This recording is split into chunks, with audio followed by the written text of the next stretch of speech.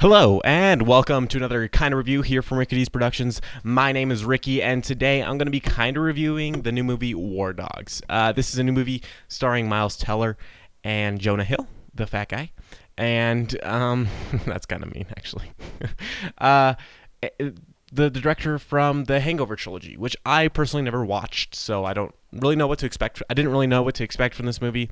Coming in, all I seen was the commercials and it looked like this kind of like bromance kind of movie that's a comedy that's telling a story at the same time that actually happened in real life.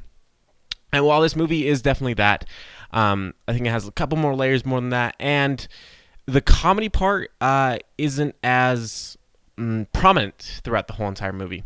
Now, the movie is funny. Don't get me wrong. It's got some really good jokes, some that really land really well. Most of them actually land pretty well. The only problem that I have is that this movie isn't as much of a comedy as I thought it would be. Like, it's definitely a comedy. It's just not in-your-face comedy. It's more of a, kind of laying low comedy. So it's not always joking, but it is kind of always joking. Now, it is telling the true story of these two guys who did get this military contract. And I think that's really cool. It actually reminded me of The Big Short, and the story itself is actually like, whoa, actually really enthralling and keeps you. They keep you invested with the characters. All the actors really did a great job.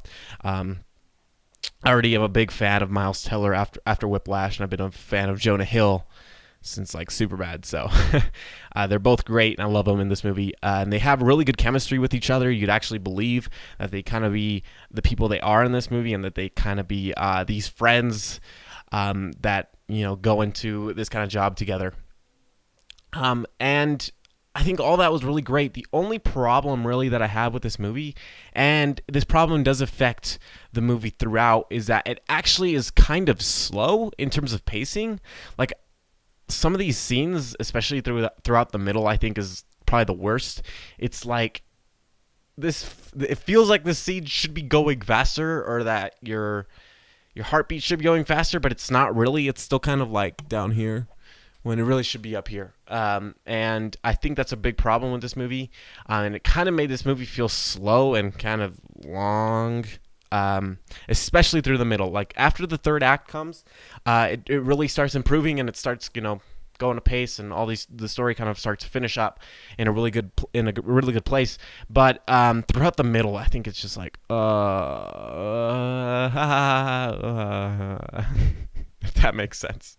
Overall, I really like the movie, and I do recommend watching it.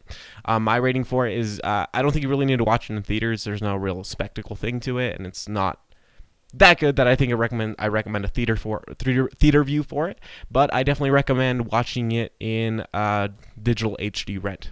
So if you have any comments or questions or anything, drop those in the comment section. Make sure to subscribe and not like the video, and I'll catch you in the next one. Peace.